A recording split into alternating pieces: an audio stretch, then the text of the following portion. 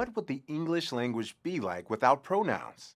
We don't think about pronouns very often, but when we do, we see how valuable they are. In fact, I just used the pronouns we and they in that sentence. They're so stealthy and unassuming that we might not always appreciate their usefulness. For example, without pronouns, every time I hung out with my brothers George and Will, I'd be stuck saying George, Will, and I, instead of just saying we. That would be a mouthful. In this lesson, we're going to get a pronoun refresher and look at examples of pronoun-related questions you might see on the ACT. Let's get started. A pronoun is a word that takes the place of a noun. The most commonly used pronouns are they, I, you, he, she, and it. In the sentence, Boris went to bed only after he had eaten a burger, the word he is a pronoun, since it replaces the noun Boris in the second clause of the sentence. Instead of saying the noun Boris twice, we substitute the name with a pronoun, he. Pretty straightforward so far, right? Now let's look at antecedents. Antecedent refers to something that is preceding in time or order, something which previously existed. In the case of pronouns, the antecedent is the noun that the pronoun replaces. So in our previous example, Boris went to bed only after he had eaten a burger. Boris is the noun that our pronoun he replaces.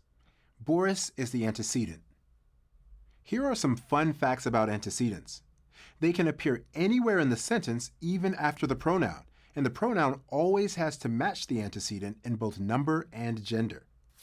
So if our antecedent is a gender-neutral plural, like Sonny and Cher, the pronoun must be they, which is gender-neutral and plural.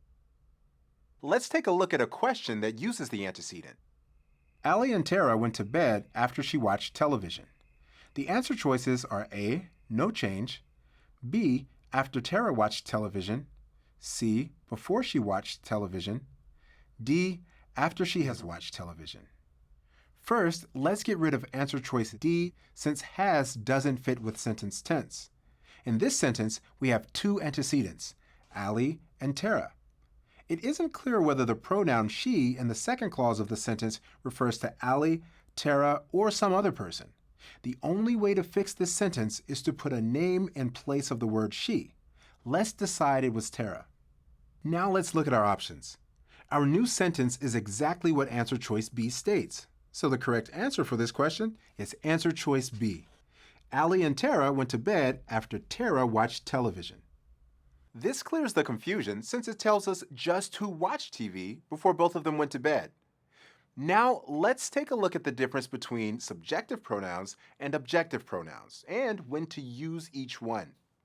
A subjective pronoun is a pronoun that acts as the subject of a sentence. Examples of subjective pronouns are she, he, they, we, and I. For example, in the sentence, she went to the store, she is the subject of the sentence. But in the sentence, Tom gave the cookies to her, Tom is actually the subject. The pronoun her acts as the object. An objective pronoun is a pronoun that acts as the direct or indirect object of a sentence.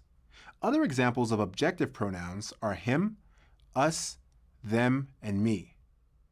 Figuring out which to use can get a bit tricky at times. Let's look at an example. Tyrone gave the cookies to Bobby and I. Is this right? It might not be obvious at first. Let's look at the answer choices. A, no change. B, Bobby and us. C, Bobby and his. D, Bobby and me. What we want to do first is pretend that Bobby isn't part of the sentence at all. Tyrone gave the cookies to I. Well, that definitely doesn't sound right. Let's try that again. Tyrone gave the cookies to me. Now let's work this back into our sentence from the question stem. Tyrone gave the cookies to Bobby and me. That does sound right. Looking back at our answer choices, D states Bobby and me, and that's the right answer.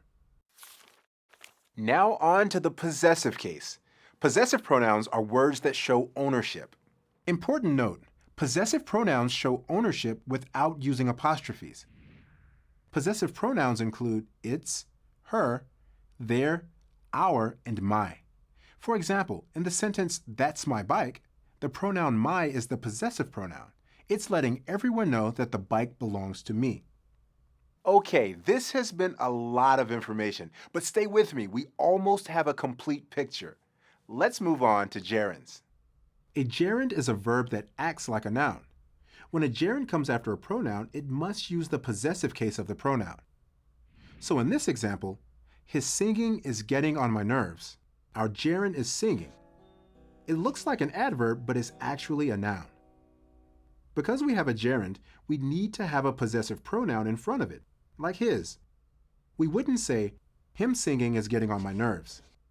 Whenever we have a pronoun and a gerund, the word ending in ing, we need to use a possessive pronoun, like her, his, or our. These are a lot of rules, but once you get them down, you'll recognize them on the ACT and know how to find the right answer.